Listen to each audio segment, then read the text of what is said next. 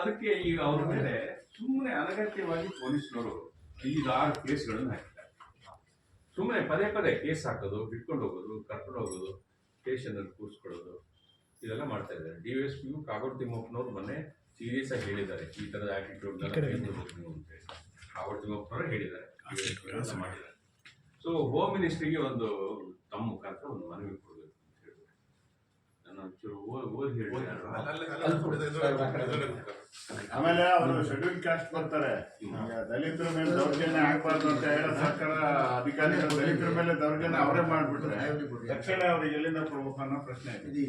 ಈಗ ನೋಡಿ, ಇಲ್ಲಿ ಲೋಕಲ್ ವಿಷಯ ಈಗ ಹೋಮ್ ಮಿನಿಸ್ಟರ್, ಚೀಫ್ ಮಿನಿಸ್ಟರ್ ಅವ್ರಿಗೆ ಹೋಗ್ಬೇಕಾಗಿದೆ. ಈಗ ಆ ತರ ಪರಿಸ್ಥಿತಿ ಅಧಿಕಾರಿಗಳು ಇಂಪಾರ್ಷಿಯಲ್ ಕೆಲಸ ಮಾಡ್ಬೇಕು. ಅವರು ಈಗ ಸರ್ಕಾರ ಬರುತ್ತೆ ಹೋಗ್ಬರುತ್ತೆ, ಯಾವ ಪಕ್ಷದವ್ರು ಬರ್ಬೋದು, ಯಾವ ಪಕ್ಷದವ್ರು ಇರ್ಬೋದು, ಆದ್ರೆ ಅಧಿಕಾರಿಗಳು ಮಾತ್ರ ಕಾನೂನಿಗೆ ಬದ್ಧರಾಗಿರ್ಬೇಕು.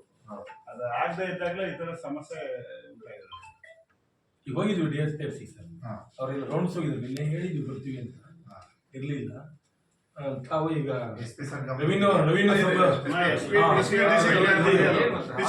ಅಲ್ಲೊಂದ್ ಕಡೆಗೆ ಒಬ್ಬ ಒಂದು ಸ್ವಲ್ಪ ಬೆಳೆ ಬೆಳೆದ ಬಡವ, ಅವನಿಗೆ ಹೋಗಕ್ ದಾರಿ ಇಲ್ದಿದ್ದಾಗ ಒಬ್ಬ ಸರ್ಕಾರಿ ಜಾಗದಲ್ಲಿ ಉಪಾಧ್ಯಕ್ಷ PLD ಬಗ್ಗೆ ಅಂತ ಅವತ್ತು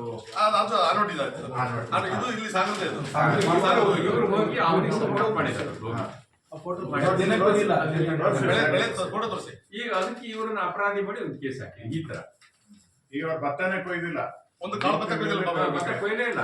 ತಹಸೀಲ್ದಾರ್ 1 ತಿಂಗಳಾಯ್ತು ಹೇಳಿದ್ರು ಎವಿಕ್ಷನ್ ಮಾಡಿಸಿಲ್ಲ. ಎವಿಕ್ಷನ್ ಸುಳ್ಳು ಹೇಳ್ತಾರೆ, ಒಂದು ಕಾಳು ಭತ್ತ ತಗೊಂಡಿಲ್ಲ. ಪಾಪ ಅವರು ದಲಿತರು, PLD ಉಪಾಧ್ಯಕ್ಷ ಮೇಲೆ ಹಾಲಿ ಇದ್ದಾರೆ, ಅವ್ರಿಗೆ ಈ ತರದೆಲ್ಲ ಆಗ್ಬಿಟ್ರೆ. ಅಲ್ಲೊಬ್ರು ಸರ್ ಒಂದು 5 ಎಕರೆ 11 ರೇಟ್ ಒತ್ತುವರಿ ಮಾಡ್ತಿದ್ರು, ಕಾನೂನು ಬಾಯ್ಬಿಟ್ಟು ಅವ್ರು ತೊಂದರೆ ಕೊಡ್ತಿದ್ದಾರೆ. ಅವ್ರು ಒಂದಿಷ್ಟು ಜನ ಊರು ಇಟ್ಕೊಂಡು ಏನೇನ್ ಕೇಸು ಈಗ ಪಾಪ ಅವ್ರು ನೋಡಕ್ ಹೋಗಿದ್ಕೆ ಅವ್ರ ಮೇಲೆ ಮತ್ತೊಂದು ಸುಮ್ಮನೆ ಫ್ರಾಡ್. ಆತ ಕೊಯ್ಲೇ ಮಾಡಲಿಲ್ಲ, ಎಲ್ಲ ಹಾಳು ಬಿದ್ದು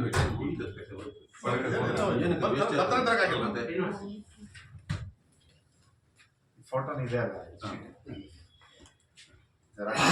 ಆಮೇಲೆ 1 ತಿಂಗಳಾಯ್ತು ತಹಸೀಲ್ದಾರಿಗೆ ಒಂದು 100 ಸರಿ ಹೋಗಿರ್ಬೋದು, ಒಂದು 100 ಸರಿ ರೆಸ್ಪಾನ್ಸೇ ಇಲ್ಲ. ಅವ್ರಿಗೆ ಯಾರು ಹೇಳಿದಾರೋ ಗೊತ್ತಿಲ್ಲ, ಒಟ್ಟು ಅವ್ರು ಯಾರು ಬೇಡ ಅಂತ ಹೇಳಿದಾರೋ ಏನು ಅಂತ ಗೊತ್ತಿಲ್ಲ. ಒಟ್ಟು ಅವರು ಸ್ಪಾಟಿಗೆ ಹೋಗ್ತಾರೆ, ಯಾರು ಸ್ಪಾಟಿಗೆ ಹೋಗ್ತಾ ಇಲ್ಲ.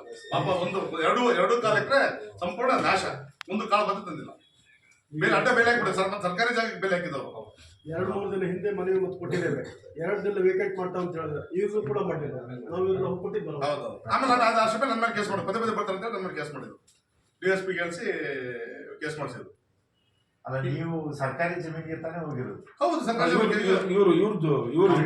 ಕಂಪ್ಲೇಂಟ್ ಕಂಪ್ಲೇಂಟ್ ಯಾರ ಮುಸ್ಲಿಮ್ಸ್ ಒಬ್ಬನ ಏನ್ ಮಾಡಿದ್ರೆ ಅಲ್ಲಿ ಒಂದು ಬೇಲೆ ಹಾಕಿಬಿಟ್ಟ ಫುಲ್ ಸರ್ಕಾರಿ ಜಾಗ ಬೇಲೆ ಒತ್ತುವರಿ. ಅದೇನು ಮಾಡಿದ್ರೆ ಇನ್ನೊಬ್ರು ಅವರು ಬಂಗಾರಪ್ಪ ಅಂತ ಒಬ್ರು ಇದ್ದಾರೆ ಊರವರು, ಆ ಊರಿನ ಮುಖಾಂತರ ಅವ್ನು ಹಾಕ್ಸಿದ್ದು.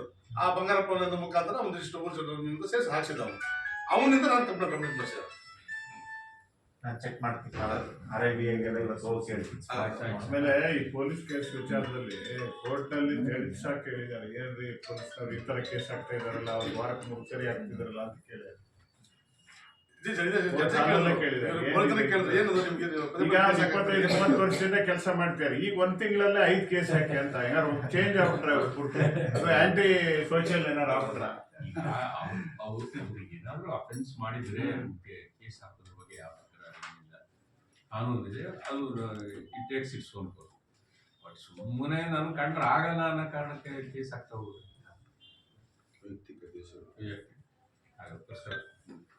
ತಾವು ಈ ಸಬ್ ಡಿವಿಷನ್ ಮ್ಯಾಜಿಸ್ಟ್ರೇಟ್ ತಾವು DSP ಅವ್ರ ಹತ್ರ ಮಾತಾಡ್ತೀವಿ, ಇಲ್ಲಾಂದ್ರೆ ಅದು ನ್ಯೂಸೆನ್ಸ್ ಆಗುತ್ತೆ.